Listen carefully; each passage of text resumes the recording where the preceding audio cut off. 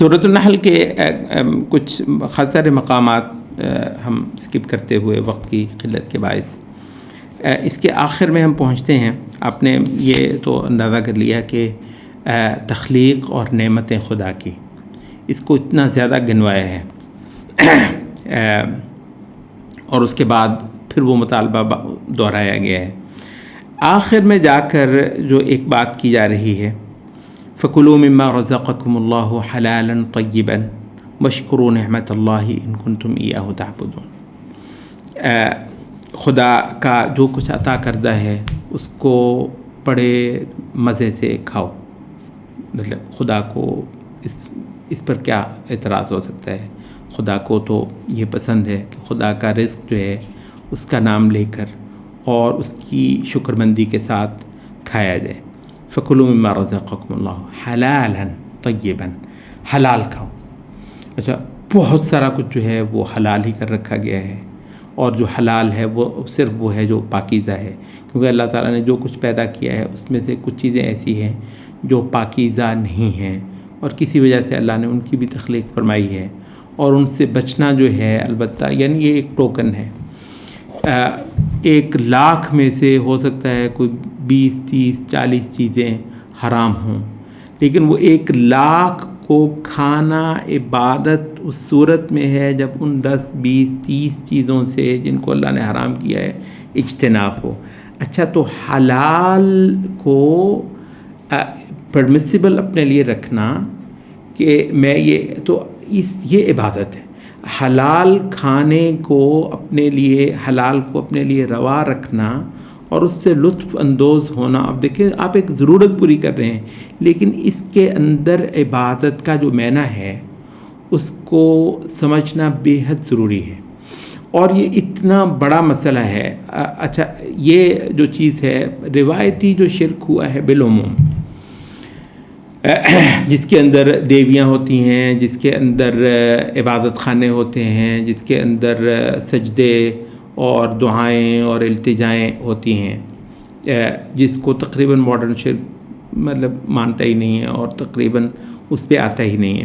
اچھا، تو اس وجہ سے جو روایتی شرک ہے اس کے اندر یہ تحلیل اور تحریم سے متعلقہ جو شرک ہے اور تحریم اور تحلیل سے متعلقہ عبادت کا جو پورا ایک تصور ہے اور بہت بڑا دائرہ ہے کہ رزق کسی کا ہے تو اس کے اندر کسی کو روکنے اور ٹوکنے کا حق دینا عبادت. ٹھیک ہے. اچھا، تو یہ جو روایتی شرک کے اندر تحلیل اور تحریم کے حوالے سے عبادت کا جو ایک مضمون ہے وہ بہت زیادہ قرآن مجید میں بیان ہوا ہے. کس حوالے سے؟ کہ وہ دیویوں اور بتوں اور ارواح کے کہنے پر، یا ان کے جو کوئی مانے جاتے تھے کہ یہ لوگ ان کے رسول ہیں، ان کے بہاف پر ان لوگوں کو کچھ کہہ سکتے ہیں، تو وہ جو ان کے معبود تھے روایتی، اچھا ان کی تحریم ہوتی تھی کہ کچھ چیزوں کو، یعنی کوئی بھی معبود ہے ضروری ہے کہ وہ کچھ چیزوں کو حرام کرے ان پر، اور وہ اس کی تحریم کی ایک دھاک اور ایک ہیبت اپنے دلوں پر مانے، اور بس یہی عبادت ہے. اچھا، اس وجہ سے مشرکین نے بہت سارا کچھ جو ہے نا وہ حرام کر رکھا ہوا تھا اپنے اوپر، کہ فلاں چیز جو ہے وہ حرام ہے، فلاں چیز ما جعل اللہ من بحیرۃ ولا سائبۃ ولا وصیلۃ. وہ جو ہے اونٹنی نے اتنے بچے دے دیے ہیں تو اب وہ جو ہے نا وہ مقدس ہو گئی ہے، اور اب بتوں کے نام پر جو ہے وہ اس کو چھوڑ دیا جائے گا اور اس پر سواری نہیں کی جائے گی اور اس کو کھایا نہیں جائے گا. تو یہ جو ہے نا اس طریقے سے اس کی ایک تحریم کرتے تھے. اس کو ہاتھ نہیں لگانا، ٹھیک ہے، اس کو ہاتھ نہیں لگانا، اس کو کھانا نہیں ہے کیونکہ کسی کا حکم ہے، یہ عبادت ہے. تو وہ ہم نے کہا کہ وہ تحریم کے حوالے سے لوگ حرام کرتے تھے کچھ چیزوں کو. اچھا، اس وقت کا جو شرک ہے یہ کیا ہے؟ یہ معاملہ الٹ ہو گیا ہے. یہ تحلیل کرتے ہیں تحریم، تو اس معنی میں کیا کرنی ہے گو یہ کوئی اتنی چھوٹی بات نہیں ہے. یہ جو ماڈرن شرک ہے یہ تحریم بھی کرتا ہے، بہت ساری چیزوں کو انتہائی گھناؤنا بناتا ہے، اور ان کو ہاتھ تک جو ہے وہ آپ نہیں لگا سکتے، ان کو سوچنا تک جو ہے وہ جائز نہیں ہے. لیکن بہرحال اس کی طرف اس سے زیادہ جو زیادہ عام انداز میں یہ جو ماڈرن شرک جو ہے غیر اللہ کی عبادت کرواتا ہے آپ سے، وہ کیا ہے کہ تحلیل کرتا ہے. یعنی ایک چیز جو ہے وہ روا ہے. ہم یہ کہتے ہیں کہ تحریم بھی خالصتاً عبادت ہے. کسی چیز کو آپ حرام کرتے ہیں اس وجہ سے کہ خدا نے حرام کیا ہے، اور پھر باقی چیزوں کو آپ حلال سمجھتے ہیں اس وجہ سے کہ خدا نے حلال کیا ہے، یہ عبادت ہے. تو ماڈرن شرک کیا کرتا ہے، وہ یہ کہ چیزیں جو ہیں وہ حلال ہیں. اچھا، یہ جو لبرلزم ہے یہ چیزوں کو حلال کرتا ہے. کہاں سے حلال کرتا ہے؟ اس وجہ سے نہیں کہ خدا نے اس کی اجازت دی ہے. یہ شرک ہے. یعنی اس وجہ سے اگر آپ کو یاد میں ہم نے کہا تھا، یہ خاص طور پر اس لبرلسٹ شرک کے مقابلے پر یہ جو بسم اللہ الرحمن الرحیم، خدا کی ایک ایک نعمت آپ نے اٹھائی، آپ نے کہا خدا کے نام سے. ہم نے کہا تھا کہ licence to use, licence to kill, یہ ایک چوپایا ہے. آپ نے اس کی جان لی ہے، آپ نے کہا کہ خدا کے نام سے. اچھا، تو چیزیں حلال ہوئی ہیں خدا کے حلال کرنے سے. فَكُلُوا مِمَّا رَزَقَكُمُ اللَّهُ حَلَالًا طَيِّبًا. مطلب ویسے نہیں تھا کھانا اس انسان نے، ہاں ویسے کھانا تھا اس انسان نے، مگر اس نے خدا کو جواب دینا. ایک ایک چیز خدا کی، کون ہو تم چیز خدا کی کہو کہ میں کھاتا ہوں، میں حق ہے. تمہیں حق نہیں ہے. ایک چیز کو ہاتھ لگانے کا حق نہیں ہے. اس کا مالک اس کی اجازت دے گا تو تم کھاؤ گے. میں پانی کا ایک گھونٹ پیتا ہوں تو اس وجہ سے کہ شرائع کے ذریعے سے خدا نے مجھ کو اس کی اجازت دی ہے. میں خدا کا پانی اس وجہ سے بھی، یہ بہت بڑا مسئلہ ہے. میں خدا کا پانی پیتا ہوں، میں خدا کی پیدا کی ہوئی روٹی کھاتا ہوں، میں ایک ایک چیز لیتا ہوں حلال، خدا کے حلال کرنے کی وجہ سے وہ حلال ہوا ہے تو میں کھاتا ہوں. اس پر بسم اللہ پڑھنا اس بات کا عملی اظہار اور اعلان ہے کہ دراصل یہ تحلیل اور تحریم ہے، اور دراصل یہ کسی کی چیز ہے، اور دراصل یہ کسی کی مہربانی ہے. تو لبرل کیا کہتا ہے، وہ اس کے ابا کی جاگیر ہے. وہ حق کہتا ہے یہ تصور، یہ سب کچھ اڑا جاؤ، کھا جاؤ. اس سے بڑا متکبر اور اس سے بڑا دعوے دار زمین کے ان وسائل پر جو اس نے نہیں پیدا کیے ہیں، اس کے کسی بڑے نے پیدا نہیں کیے ہیں، اس کی کوئی ایک چیز اس کے لیے ہو، بار بار لفظ بول رہا ہے وَسَخَّرَ لَكُمْ وَسَخَّرَ لَكُمْ. تو حضرات وہ روٹ پیچھے سے چلے آ رہے ہیں. سَخَّرَ لَكُمْ وَخَلَقَ لَكُمْ وَأَنزَلَ لَكُمْ، اتارا اس نے تمہارے لیے، پیدا کیا اس نے تمہارے لیے، مسخر کیا اس نے تمہارے لیے. فَكُلُوا مِمَّا رَزَقَكُمُ اللَّهُ حَلَالًا طَيِّبًا، کھاؤ پیو مزے سے، حلالًا طیبًا، اس کی اجازت سے.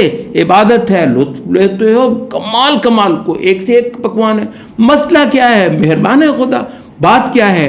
اس کی ملکیت کو تسلیم کرنا، اس کی خدائی کو ان چیزوں پہ تسلیم کرنا. اس وجہ سے جو لبرلسٹ کا جو شرک ہے وہ یہ ہے کہ یہ ساری چیزیں اس کی، اتنا بڑا یہ دعوے دار ہے، ایک چیز کا خدا کے ہاں یہ جواب نہیں دے سکے گا.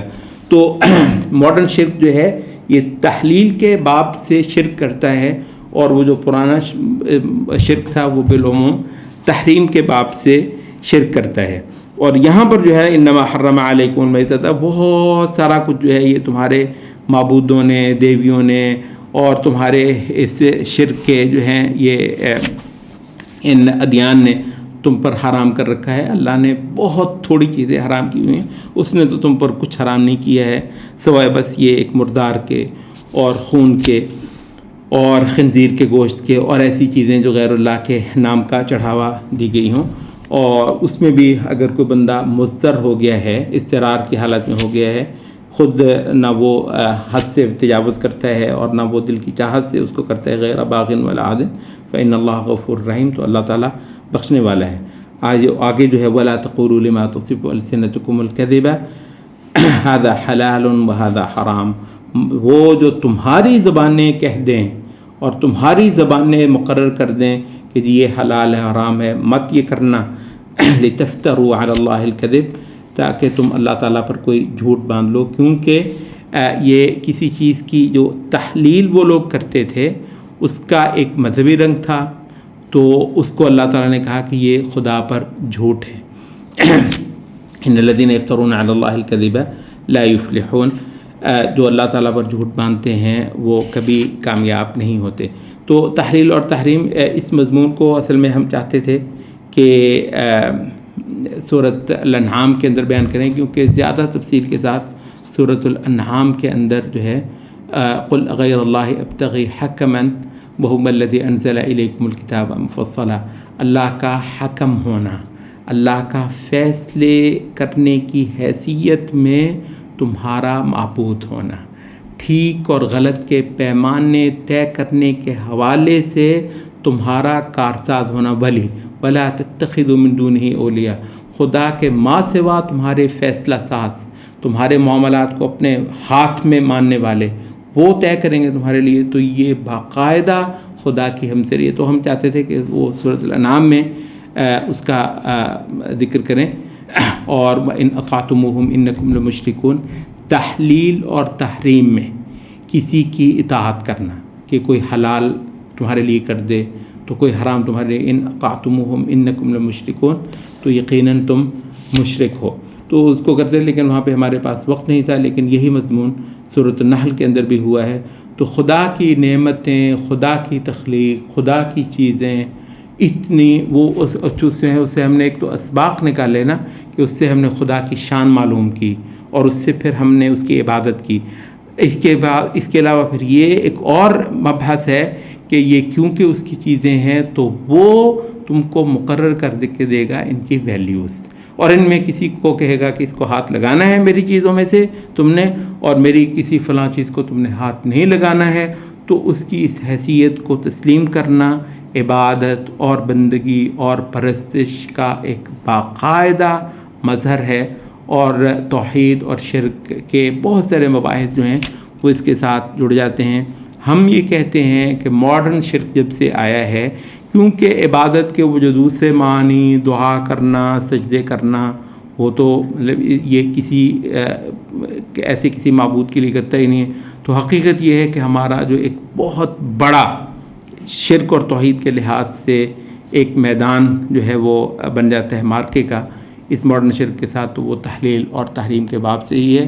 اس کا تحلیل اور تحریم کرنا ہی اس کا خدا ہونا ہے، اس کا خدا کا ہمسر ہونا ہے، اور اس کا طاغوت ہونا بہت بڑا جو ہے اس کا تعلق اشیاء کی تحلیل اور تحریم سے، اور اشیاء کی ویلیوز مقرر کرنے سے۔ کسی شے کو اچھا کہنا، تحسین اور تقبیح جو ہے، یہ شرک اور توحید کا ایک بہت بڑا میدان ہے۔ اور جن جن لوگوں کو اس ماڈرن شرک کا رد کرنے کی اللہ تعالیٰ توفیق دیتا ہے، ان کو شاید اس مسئلے کو بہت زیادہ سمجھنا ہوگا۔ حلال اور حرام کا تصور، وہ اس کی ظاہری صورتوں میں اشتراک کوئی نہیں ہے۔ ایک چیز کسی وجہ سے ان کے ہاں بھی ٹھیک ہے اور ہمارے ہاں بھی ٹھیک ہے، تو ہم نے کہا جی ٹھیک ہے جی اشتراک ہے، تو خدا کسی ایک چیز کے اندر اشتراک نہیں ہے، کیونکہ روٹ یہ ہے کہ جو حلال ہے وہ کسی وجہ سے حلال ہے، اور اس کے ساتھ ہمارا یعنی یہ بھی وہی شے کھاتا ہے اور وہ اس کے اندر یہ مشرک ہے، ہم بھی وہی شے کھاتے ہیں اور اس کے اندر ہم واحد ہیں۔ وجہ یہ ہے کہ دراصل تحلیل اور تحریم جو ہے نا، وہ تفاصیل کے اندر نہیں ہے، بلکہ اشیاء کی ایک اصولی پوزیشن کے حوالے سے ہے، اور اصولی پوزیشن اتنی مختلف ہے کہ یہ سراسر تباہی اور خدا کی نافرمانی اور بغاوت پہ کھڑے ہیں، اور ہم بسم اللہ کہہ کر خدا کا رزق کھانے والے اور قرآن کھول کر اشیاء کی تحلیل اور تحریم کرنے والے، ہم بالکل کسی اور روٹ پر ہیں۔ اقول قولی ھذا۔